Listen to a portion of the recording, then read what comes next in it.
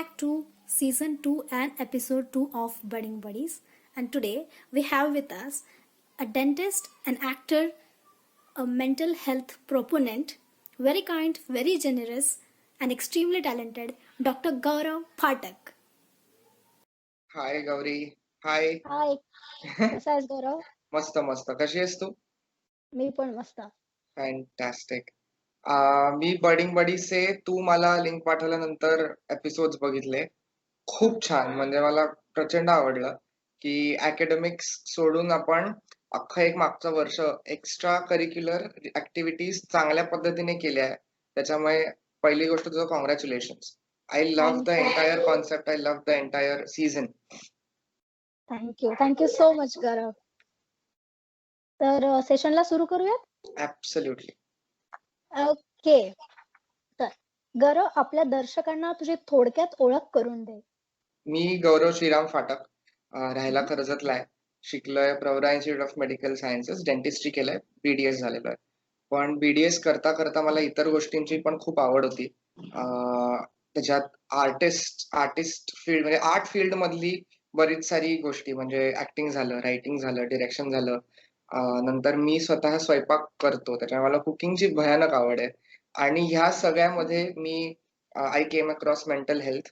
So मी mental health professional नाही, I just advocate mental health, आणि दॅट्स इट. ओके.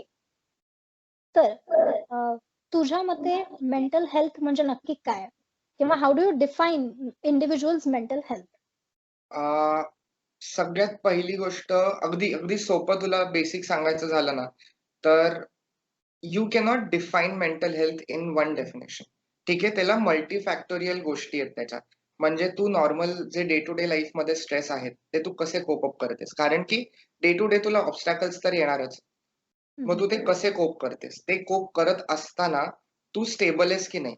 आता मेंटली बरोबर. स्टेबल असणं म्हणजे काय? Can you think correctly, can you act correctly, can you behave correctly, आणि इज दॅट, जर एखादी गोष्ट तुला अफेक्ट करते तर ते तुझ्या जे काही तुझं फंक्शन आहे त्याच्या प्रोडक्टिव्हिटीवरती अफेक्ट करताय का, तुझ्या इमोशनली, म्हणजे तुला डू यू फील लेथार्जिक और डू यू फील डिमोटिवेटेड, असं काही होत आहे का. तर हे जर काही होत नसेल, if you are feeling confident enough, not confident, optimistic enough, की ठीक आहे जरी हे ऑब्स्टॅकल आलं मी ह्याला ओव्हरकम करू शकतो, तर I guess that is the way you are mentally stable. So basically तुझी प्रोडक्टिव्हिटी अफेक्ट होत नाही, तुझं इमोशनल वेलबिंग अफेक्ट होत नाही, आणि at the same time you are ready to face that obstacle.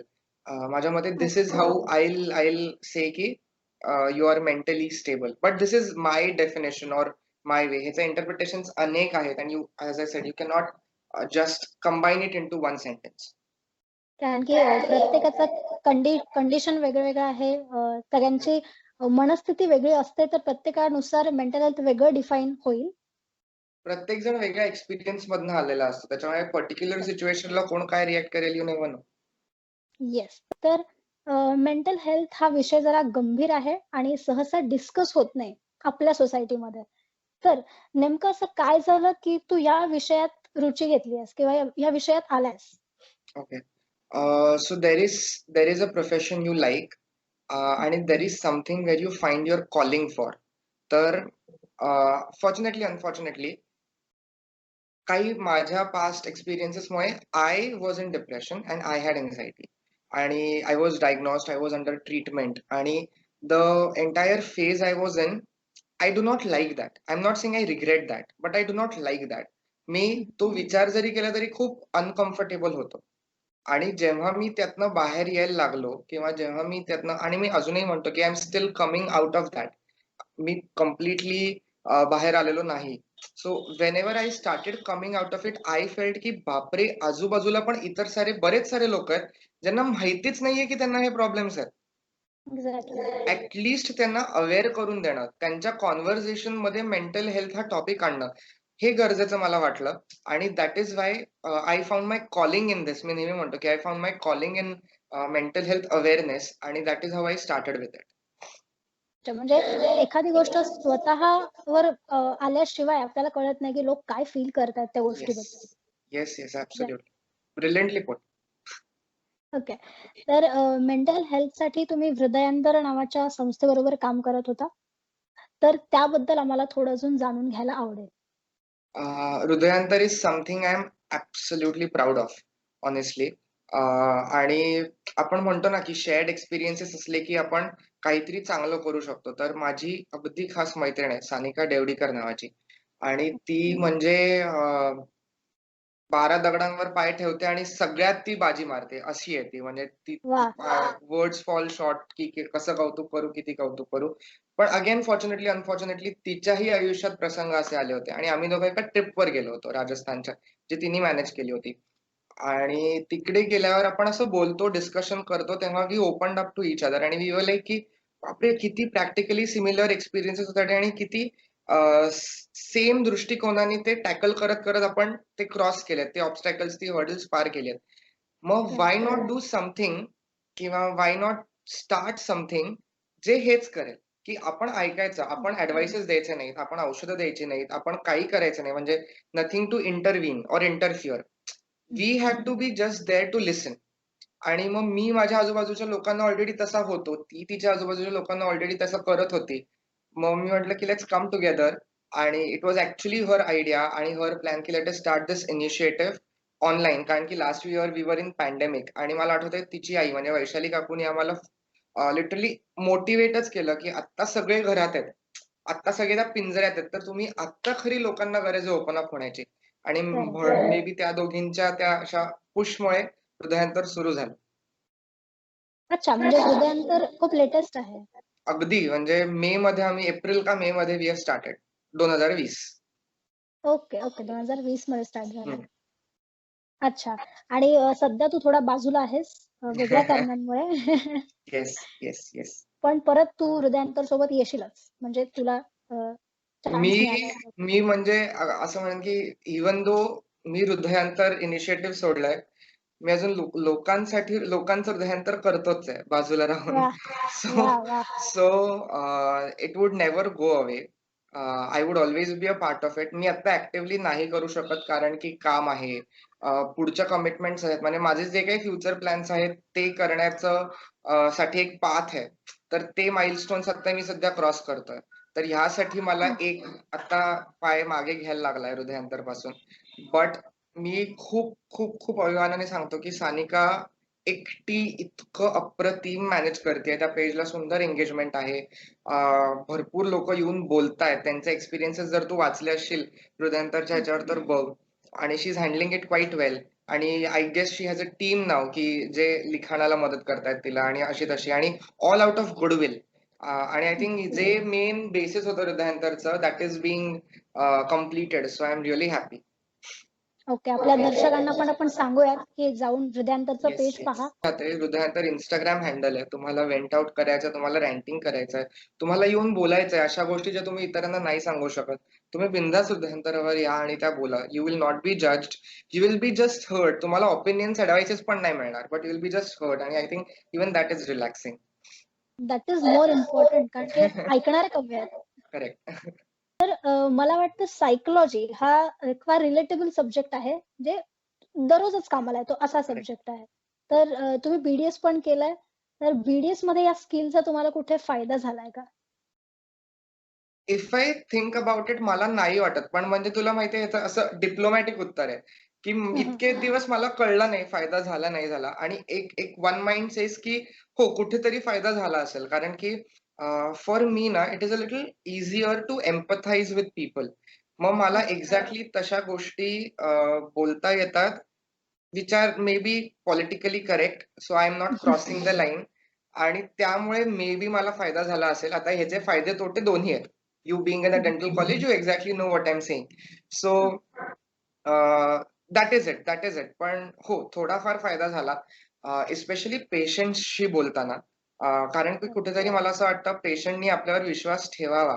इतके आपण केपेबल स्टुडंट लाईफमध्ये नसतो. कारण की आपणच कॉन्फिडंट नसतो, की मी हे करू शकेन की नाही. मग त्यांना ती खात्री करून देणं, की तुमचं जे काही कंप्लेंट आहे ते आम्ही डेफिनेटली पूर्ण करू. I will quench your query. हं, आणि हं. I guess that is where psychology plays important, की तुम्ही कसं पेशंटला काउन्सेल करता आणि that is why it is called as patient counselling जेव्हा आपण येस. ट्रीटमेंट प्लॅन देतो. सो येस, कारण कळत नकळत मदत नक्की झाली असणार आहे. कारण कसं आहे, आपण थर्ड इयर पासून स्टार्ट करतो पेशंट करायला. पेशंटला माहित नाहीये पेशंट थर्ड इयर म्हणजे डॉक्टर थर्ड इयरचा आहे, की इंटर्न आहे, की पीजी आहे. तो डॉक्टर म्हणूनच येणार तुमच्याकडे. ऍब्सोल्युटली. तर तो विश्वास असणं खूप महत्वाचं आहे. आणि आपल्यामध्ये तो विश्वास असणं महत्वाचं आहे, की हो मी सॉल्व्ह करू शकतो या पेशंटची क्वेरी. करेक्ट. ओके. तर खूप सीरियस डिस्कशन झालंय, तर आपण एका फन पार्टकडे वळूयात. It's called rapid fire round. अरे बापरे! बरं. नाही, बर्डन घ्यायची गरज नाही. आपण मजा म्हणून फक्त तुमच्या नक्की. मनात पहिले जे येईल ते तुम्हाला बोलायचंय. Sure. Okay. So let's start. Define BDS in a single word. Exciting. Okay. असा कुठला पदार्थ आहे जो फक्त तुला तुझ्याच हातचा आवडतो खाणारा? आमटी भात. आमटी भात. वाह! एवढं छान बनवतोस. कॉन्फिडेंटली. यावं लागेल. Okay. What is your weirdest fantasy? बापरे! फॅन्टसी? हां. Are we allowed to speak about that?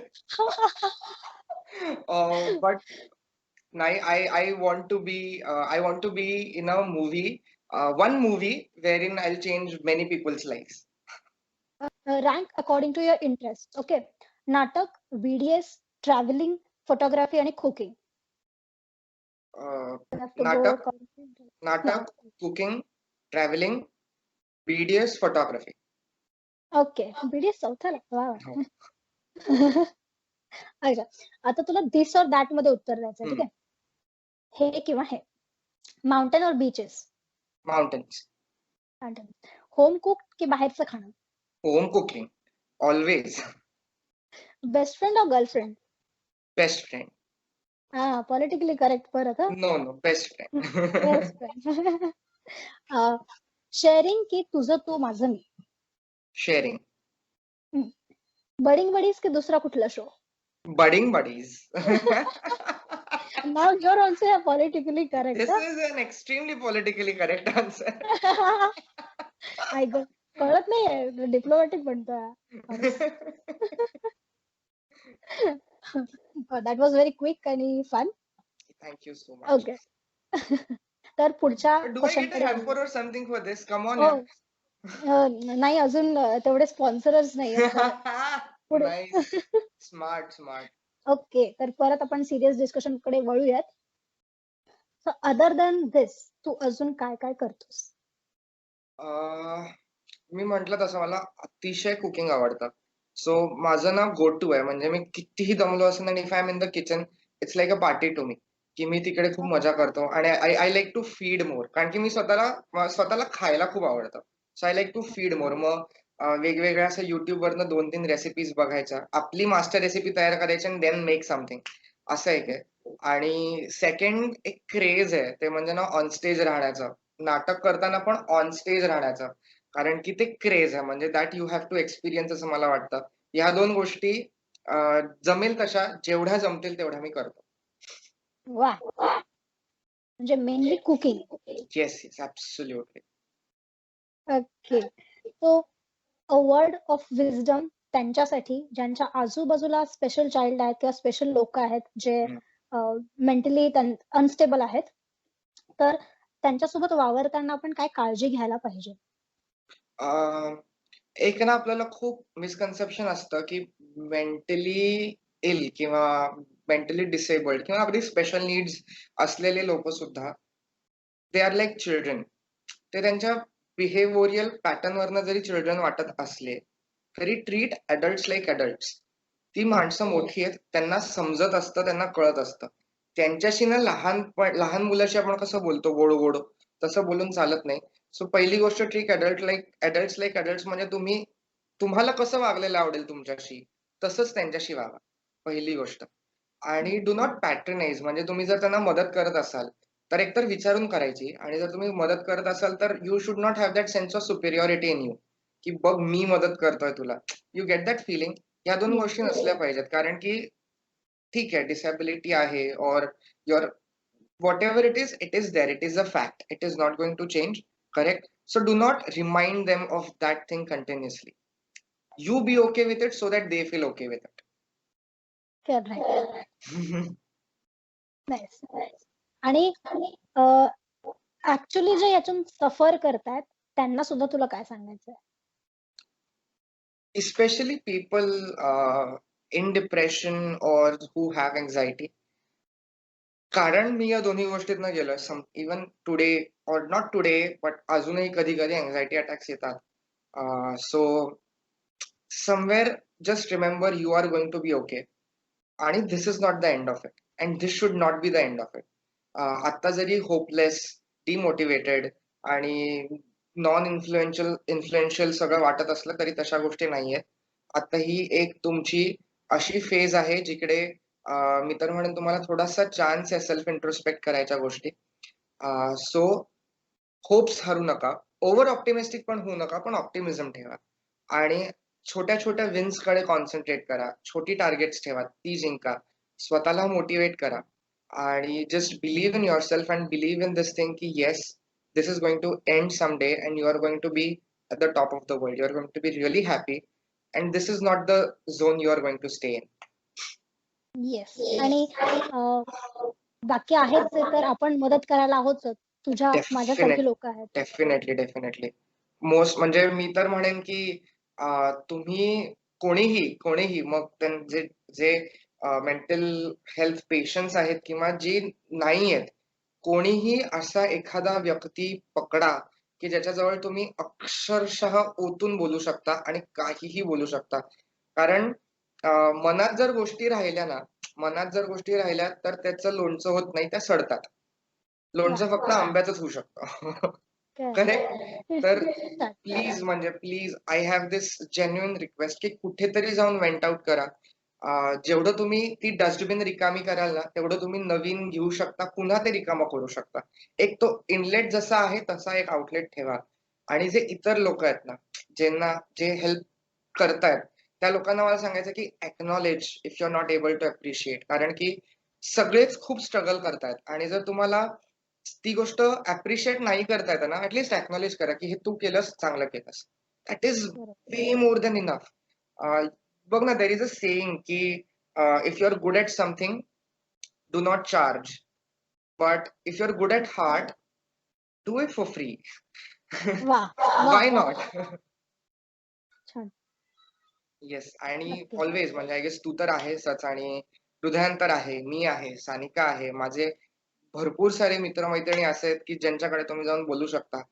So definitely please कधी पण इंस्टाग्रामवर या, आपण गप्पा मारू. येस. कारण की काय कधी ही कंडिशन कोणावर येईल कोणाला सांगता येत नाही. आणि असते आणि माहितीही नसतं. त्याच्यामुळे म्हणून तर गरज आहे ना आता. का गरज आहे हेल्पची? तर that is the reason why. Yes. न कळत. तर सगळ्यात शेवटचा प्रश्न तुला असा आहे की तुझ्यासारख्या बडिंग बडीजला तू काय सांगू इच्छितो? मी हे रिपीट करणार आहे. Acknowledge if you cannot appreciate. म्हणजे मला हे सगळ्यांपर्यंत पोहोचवायचं आहे. आणि acknowledge if you cannot appreciate खूप बेसिक मॉरल व्हॅल्यू आहे. आणि जस्ट नथिंग या. Start your day with a smile but acknowledge if you cannot appreciate. Okay. शोवर आल्याबद्दल खूप खूप धन्यवाद तुझे. आणि ऑनेस्टली तुझे थँक्यू. म्हणजे I am not being politically correct, I am being honest. पूर्ण मागच्या वर्षाला इतके इंस्टाग्राम लाईव्ह आणि सेशन्स आणि इंटरव्ह्यूज आणि असं तसं सगळं झालंय. But this is one of that interview जिकडे क्वेश्चन्स वर व्हेरी इंटेलिजंटली ड्राफ्टेड. त्याच्यामुळे उत्तर द्यायला मजा आली. सो आणि रॅपिड फायर आहेत. So I guess the prize is pending. We'll definitely do another session very soon. Yes, sure. Okay. तुझं इन्स्टा हँडल आपल्या व्ह्युअर्स सोबत प्लीज शेअर कर. It is Gaurav_Fatak. Fatak with a PHATAK. आणि Hridayantar main म्हणजे it is @HRUDAYAANTAR. Hridayantar. Okay. So definitely कधीही बोला. थोडासा late reply मिळाला तरी टेन्शन घेऊ नका, नक्की रिप्लाय मिळेल. बट आपण गप्पा मारूया. येस. या दोन्ही पेजला फॉलो करा आणि तिकडे तुम्हाला सगळं नाईस कॉन्टेंट, गौरवचा पण कॉन्टेंट खूप छान आहे त्याच्या पेजवर. येस, तर जाऊन नक्की बघा आणि आपल्या मनमोकळ्या गप्पा हृदयांतर सोबत करा. लाईक दिस व्हिडिओ, शेअर करा, सबस्क्राईब करा आणि आपल्या सगळ्या अजून मेंटल हेल्थला प्रमोट करण्यासाठी आम्हाला मदत करा आणि कधीही काही लागलं तर नक्की येऊन बोला. Definitely, definitely. Thank you Gauri. Thank you so much. Thank you so much, Gaurav.